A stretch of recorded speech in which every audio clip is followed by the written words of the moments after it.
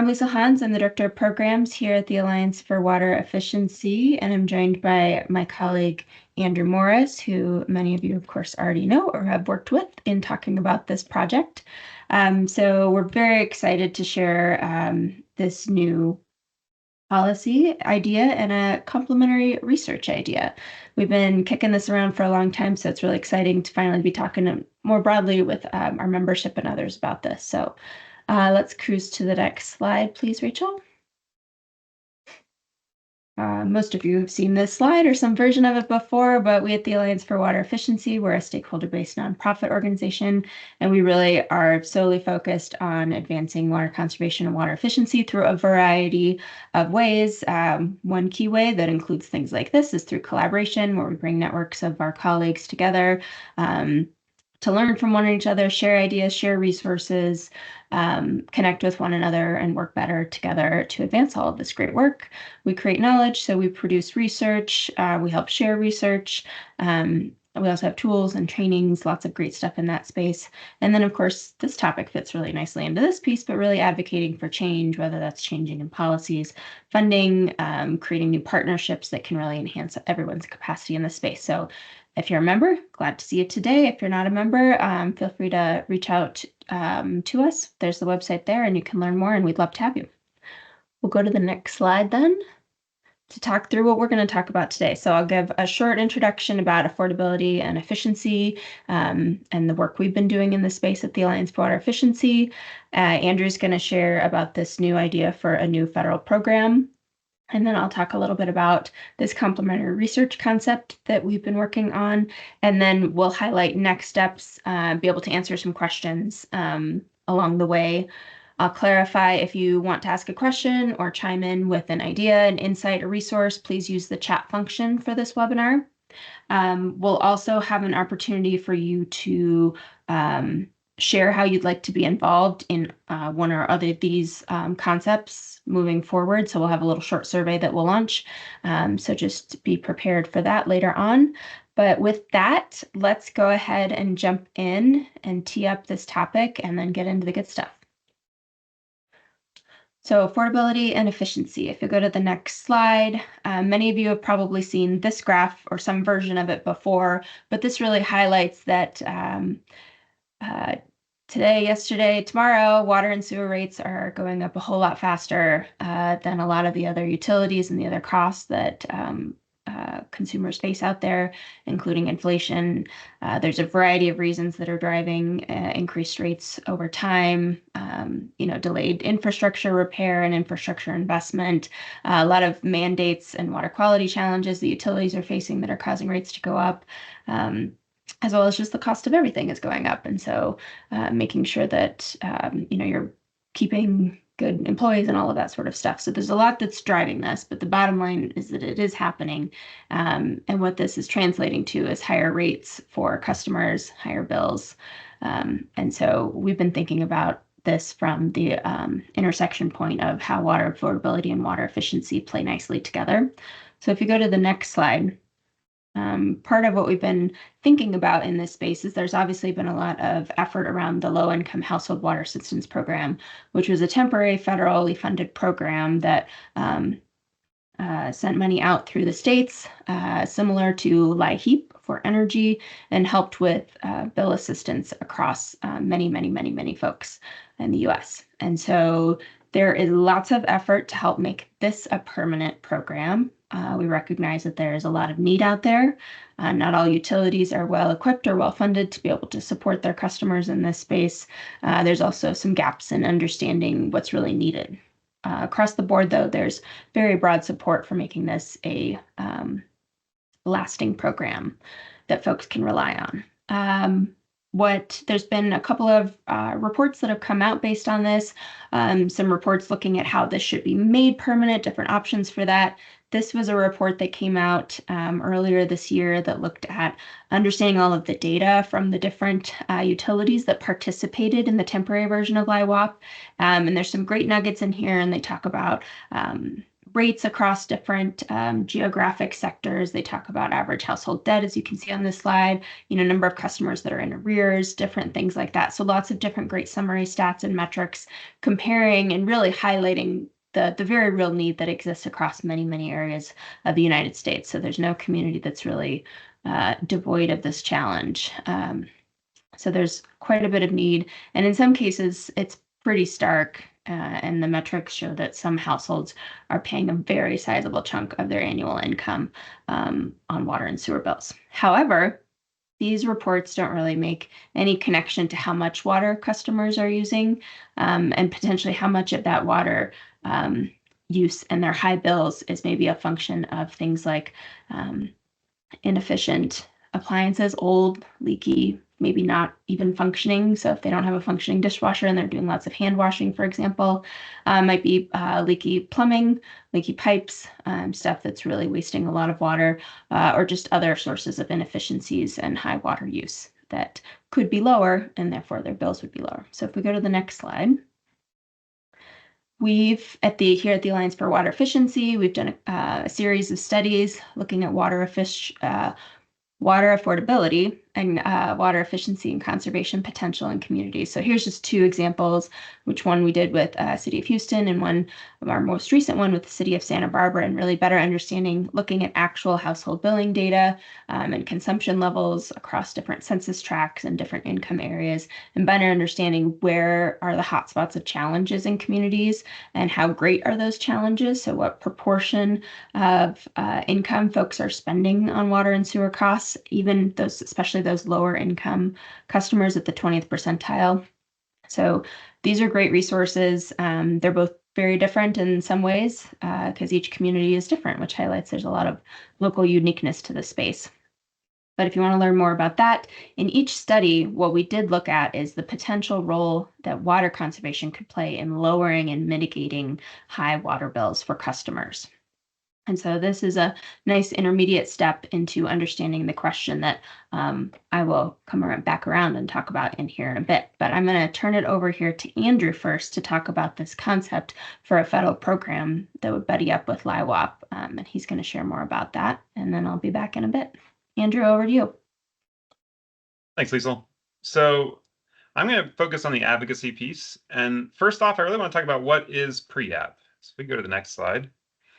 And I'll spend a bit of time on this slide to give some background, to explain the basics, and then we'll go into kind of what this program could be after. But the acronym up top, and there are a lot of acronyms during this presentation, so apologize, but PREAP stands for the Plumbing Repair and Efficiency Assistance Program. This program does not exist yet. It's a concept for a new program that ultimately we want to, with as many friends as possible, talk to Congress about creating. It would be a federally funded program, and utilities wouldn't ultimately be the ones responsible for implementing it. Similar to the energy program I'll touch on here in a second, there are organizations out there that do the work. So this would be federally funded, and ultimately it would be local organizations that are not utilities that would be primarily responsible and have the opportunity to receive the funding and do the work.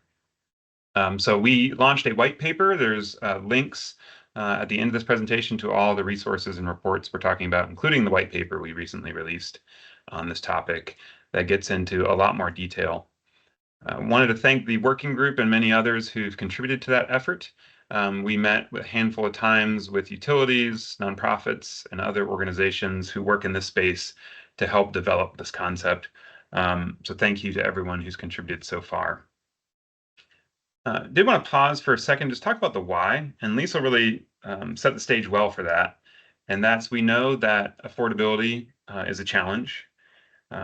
Many of you have great programs at your utility, maybe in your state, that are working on this issue, but there's funding and capacity limits to how much we can do as utilities, or how much y'all can do as utilities.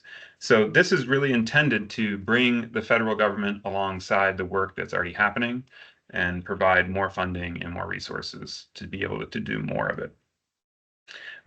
AWE as a national 501c3 we educate, but we also have the ability on a limited basis to promote policy at the federal level focused on efficiency.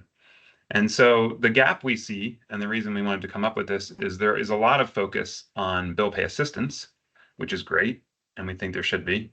But there also needs to be some focus on how do we make sure we're not only helping people pay bills, but also helping address any underlying issues they might have, be they leaks or inefficiency.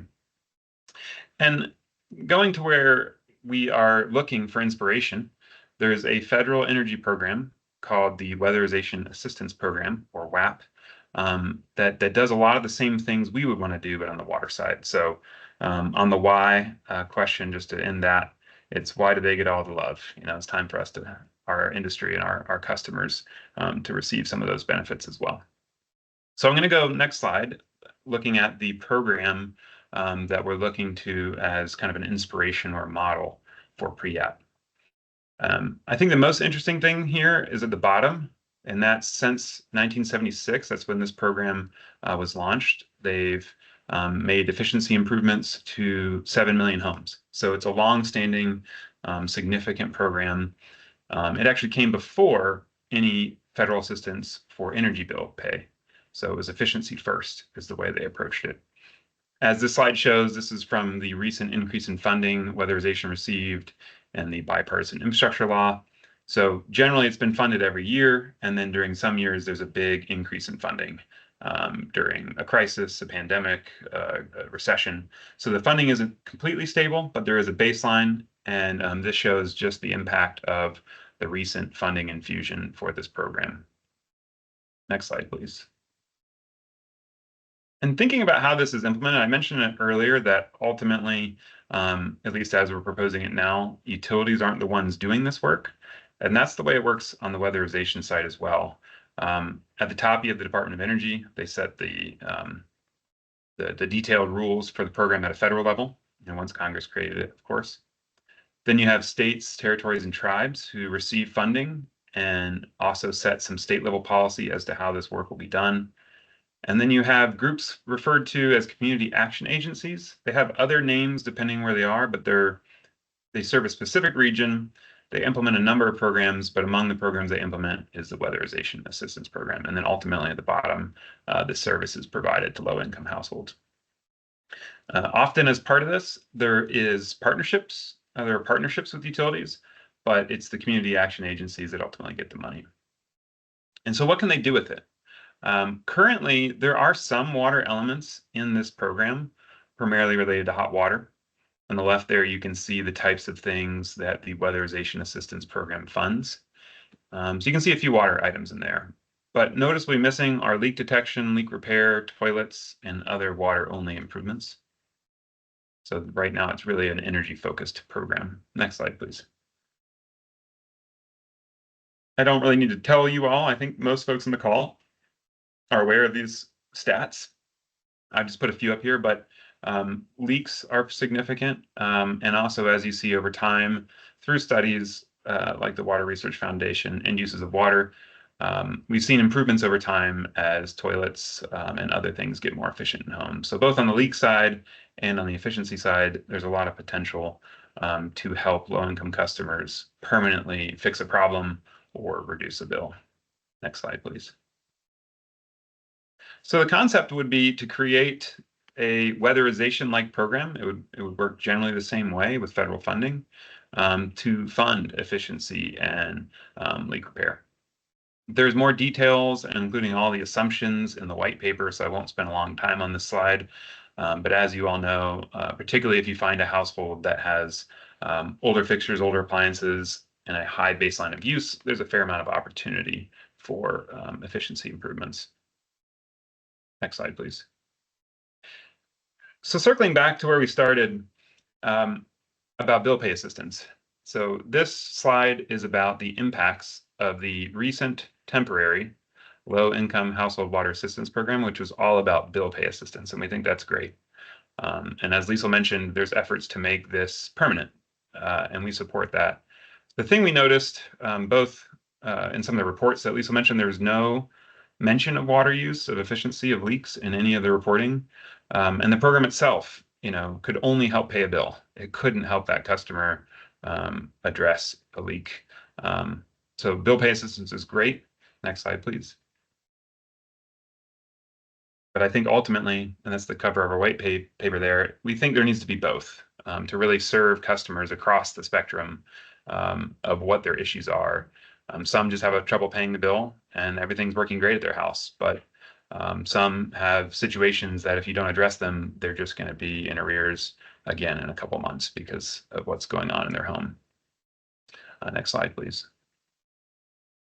So next steps, we are working to convene a coalition to help further define how this would work and to begin the advocacy process. We'd love to work with people in the water industry, but we really hope to build bridges and bring friends from other interested parties that work on issues related to low-income housing, energy, water, kind of basic health and safety in low-income households. So we're going to be reaching out both to our regular friends and hopefully to make some new friends. And then our ultimate goal is to work with that group to identify members of Congress who might be interested in sponsoring a bill like the one we've envisioned here. So with that, I'll stop for a couple questions, and then we have some more questions time at the end. So any questions in the chat that I can answer? I'm not seeing anything in the chat just yet. Great. Well, feel free to drop them in there. We have more time at the end, and Liesel's complementary research proposal might also stimulate some additional thinking. So I'll be around at the end and happy to answer questions. So with that, I think Liesel, you're up again. Awesome. Thanks, Andrew. So with this in mind, we know that we like to support data-driven decision-making. And so we wanted to better understand kind of what customers are facing, how many customers might be able to be helped by a program like PREAP, and really help to characterize the real need in this space and how it can help LIWAP dollars or other customer assistance dollars go farther by helping to solve some underlying challenges that some households might be facing that might be causing their challenges with their ability to pay their bill on a regular basis. So if we go to the next slide, please. So what we've recognized is really there's limited research on this. There's some good studies out there that kind of broadly characterize number of households that might have leaks and percentages of water use that might have leaks, like the residential end use study, which is getting updated, and there's going to be some great new data that's coming out of that. However, also wanting to better understand how what this actually looks like specifically for lower income households or households that qualify for a variety of programs. So we want to better understand and characterize how many customers' water affordability challenges might potentially stem from things that could be solved through water efficiency and conservation programming, support, incentives, assistance, you name it. There's a few utilities out there that are doing a great job of pairing these up and already are helping to connect customers who are needing bill assistance and recognizing that they might also benefit really well from a new toilet, so direct install programs, or from plumbing repair. And so they're connecting them with a qualified plumber or providing a payment assistance for that. So, but federally funded programs can mean that this can be more broadly applicable and available to many more communities. So we want to characterize really how many customers' challenges stem from this and kind of what proportion of their issues stem from this. And that way we can help characterize and understand how many customers could be helped with this, because we recognize that water affordability or payment challenges don't always stem from inefficient usage. They might be doing everything right. They just have other life circumstances that are getting in the way. But for those that we could help with this, let's try to help solve their underlying challenges so that they're set up better moving forward. So next slide. And this is really kind of one tool in the toolbox. There's lots of ways that folks are working on water affordability, and we know that affordability is within the bigger picture of lots of other affordability challenges. But even if it's just a piece within a piece, we know that there's good work we can do and real impacts we can make for folks who are struggling.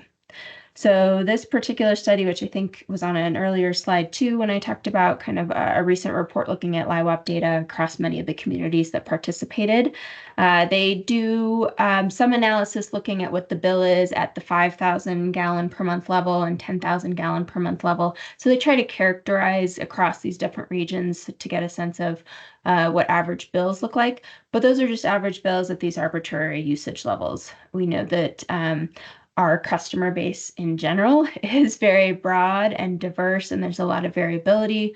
And that is also true within households that might face affordability challenges and might be facing these types of issues with inefficiencies or leaky plumbing and things like that.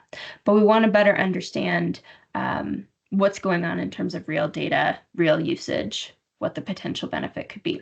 So if anyone is aware of LIWAP or other sort of income qualified low income program use studies, there's bits and pieces out there or anecdotal information, but if anyone has some great stuff out there, we'd love to hear it. We'd love to bring that into the conversation and make sure it's also informing the direction we go in this space. So feel free to throw something in the chat, or I'll have an email up at the end today and you can send us an email directly. Next slide, please. So as we've been thinking about this, and really we're going to have an ask for folks to help us inform this, because we're not going to create this in a vacuum. But one thing that we've been thinking about is really getting the right pieces of data together. And so bringing utilities as well as their community action agency partners to try to bring all the right pieces of data together that would help us better understand and characterize these customers and their water usage. So we gather data on LIWAP participants, their water usage before they participated, and then also get a better understanding of what that looked like after they received assistance. Did their water usage stay the same? Has it changed? Is it still continuing to go up in the case of potentially leaks or other challenging situations that are driving their water use higher? So then we would want to dig in and really understand the prevalence of suspected leaks. So ideally, potentially getting some utilities that have advanced metering infrastructure in place so we can look at hourly water use data to get a sense of how many households maybe have continuous consumption, which could be leaks or other challenges.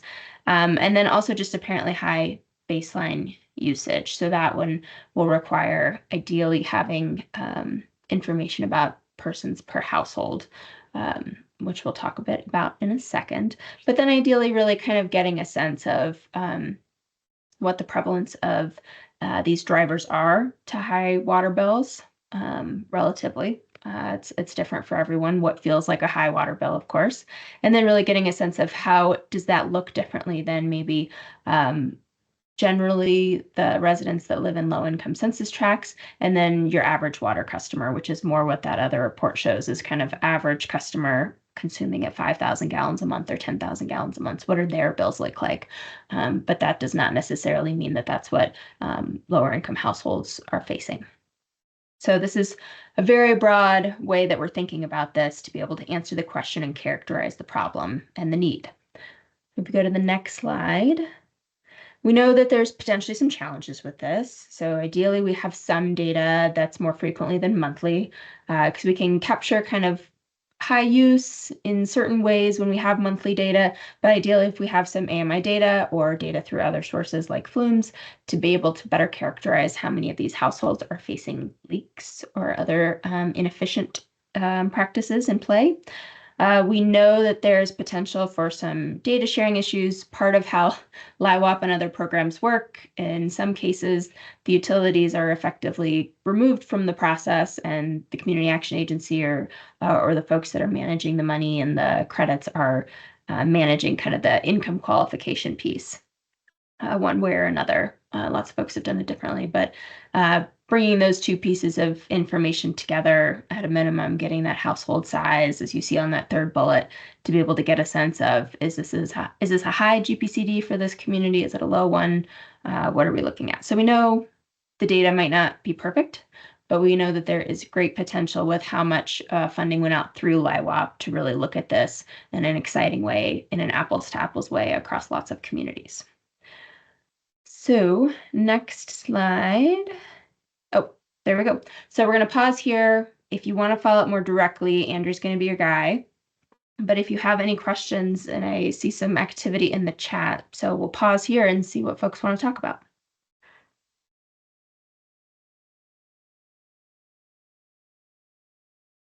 Andrew, are you seeing anything in particular in the chat we should address verbally? Yeah, so I've answered a few things. Thank you for the recommendations and the volunteering to help connect us or facilitate further discussion. Appreciate it. I do see a question from Jessica Hernandez about multifamily residential and are any thoughts we have about that.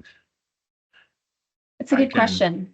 Oh, sorry. Go ahead, Andrew. Jump I in can first if you have speak a thoughts. on PREAP first. And I'll say in the weatherization assistance program, my understanding is different states handle multifamily differently under kind of the umbrella federal rules. So it's not a very satisfactory answer, except that I would say our goal would be to be as broad as we can be in any legislation, so that the federal government or states could address those issues in multifamily when possible, recognizing there's many obstacles to that. But our goal would be to be broad. I agree. And to the extent that folks who are able to contribute data have residents who directly pay their own water bills based on their water usage, we'd love to bring that data in for consideration. We know that multifamily is a key piece of the puzzle in this space, and we'll make do with what data we can get, but ultimately we want to advocate for this to be broadly applicable to be able to support as many folks as we can. See a question from Julia that I'm happy to take about kind of building political will and connecting with federal energy efficiency and bill programs. I will say, I think we will definitely have some probably friends and some probably, maybe frenemies in that area. I think on the friend side, ultimately we all serve the same customer, right? The customer has an electric bill, they have a water and sewer bill, maybe they have a gas bill. And so a lot of the community action agencies and some of their national and state associations, when I talk to them, they want to be able to help that customer in the most comprehensive way as possible. So I think those folks can bring their knowledge and also can help us say, look, we'd love to help this customer more broadly. And that they called us about this question, but really it turned out, these other things are really a big issue for them in terms of utility affordability. So we hope to. I think there might be some resistance. Obviously, we're seeking federal money for water efficiency in a way that's new. So some of them might have concerns that, we, instead of growing the amount of money available to low-income customers, we might actually just, split off what they're using for energy and it would be used for water and sewer. So our goal would be to grow, not to cannibalize what they're doing. And we'd love to feel that out with the coalition, like how can we better partner with people on the energy side in particular and do something that works well for all of us. Mm-hmm. Great. Not seeing any new questions just yet. So maybe we can go on to the next slide and talking about how folks can get involved. So we have a couple of ways. You've heard about kind of two flavors of this same initiative. One is around helping to develop this new federally funded program that we want to come to life. So if you want to get involved in that, stay informed, maybe join the coalition or help contribute your thoughts and ideas or connect us with others who can help champion the cause. You'll have in a moment here, we're going to bring up a survey and you can chime in that that's how you want to get involved. Or you can come join us on the research side of things and join a working group to really define the project goals, scope it out, understand what questions do we really, really, really want to answer out of this? What are the nice to haves? And then what data and information do we need to really make that successful? And then explore partnerships in terms of helping to gather some data that we need to answer those questions and funding, of course, to make this project go. So with that, and we have a link we'll throw in the chat, or you can, of course, QR code. Thank you, Amanda. So if you go to that form, it's a single form where you can indicate interest in one or the other or both. So some basic information, contact information for you, so we can follow up with you and get in touch with you. And then you can indicate your interest about the pre-app work and the advocacy work in that space, or the research work, or both. And then if there's other organizations or researchers or folks who are working in this space that you think we should get in touch with or we should buddy up with or learn from, there are opportunities to reflect that in that short survey as well. And if you think there are others at your organization or other peers that you have in the water world that you'd love to send this survey to, feel free. We're excited to have folks who are excited to work on this with us. So I will pause there, see if I see maybe one new question came in the chat while I was chatting. Andrew, do you want to answer that or do you want me to? Yeah, I can jump in kind of with what we've talked about in pre-app so far, and then on the research side, you can jump in if you have thoughts. Sure. So responding to Marty, yes, the white paper currently contemplates having leak detection devices be included in what water efficiency improvements would be eligible for funding. To my point earlier, I think our goal would be to be broad, you know, and also broad in general in whatever work with Congress we would do. That way it keeps it open for these devices, or in the future there might be other types of technologies that would be very helpful. So on the savings matrix that we showed, we did have some leak stuff in there, but the leak data is all, sometimes you have really big leaks, sometimes really small ones. So it's kind of, tell me how fast your toilet's leaking or how fast your service line's leaking. So we didn't put savings to that, but it is in the white paper. And I think from a research perspective, I think these devices are interesting and important to consider, in part because, water can be different than energy in that way, where even if you have efficient appliances or fixtures in place, you could still have leaks. You can still have, unnecessarily high water use due to other things that might be happening in your household. So, as well as things happen, quickly sometimes, and you want to be able to address it quickly instead of these. If your utility has AMI, many of them provide leak notifications that way. But there's lots and lots of devices that can really help folks manage something that's happening on a really acute basis, like your water heater leaks or is gushing all over your basement, things like that. So really helping to avoid really catastrophic, expensive, highly damaging situations for households that are already not well equipped to handle those. So yes, love to have this be broadly considered, knowing that there's a lot of different ways and strategies to help folks in a near-term sense and then set them up for success longer term.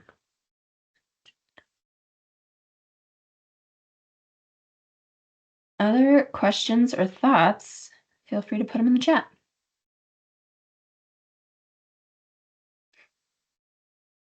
And we'll continue that form will be open. So if you haven't filled it out yet, please take some time to do so. If you want to send it to someone else in your organization because you're listening in for them, feel free to send it to them. And then this will also get sent out with when we wrap up and do kind of the send out after the webinar, so that folks who weren't able to join us today can read up about it and hopefully join us in what I think is a really great cause. We're going to go to the next slide while maybe, Andrew, if you want to address that question in the chat, that seems like a straightforward one. But if you want to talk with us more about this in person, and you're also going to be at WaterSmart Innovations in Las Vegas here in less than 2 weeks or 2 weeks-ish, less than 2 weeks. Your program team will be there. So Andrew, Amanda, and I will all be at WaterSmart Innovations. There is a meeting for the residential end use study update that's happening. So a whole bunch of folks that are participating in that project advisory committee will be there. So that'll be fun. Amanda and I are running a workshop on advanced metering infrastructure for conservation on Tuesday. It's in the afternoon. So if you're exploring workshops, come on down if you're interested in that one. And then Andrew is presenting on a variety of national water efficiency policies, including this idea on Thursday in the morning. And then we have a booth in the exhibit hall. So catch us as you can. But if you want to set up dedicated time to chat with us about this or anything else, feel free to reach out ahead of time and we'll make some time for you.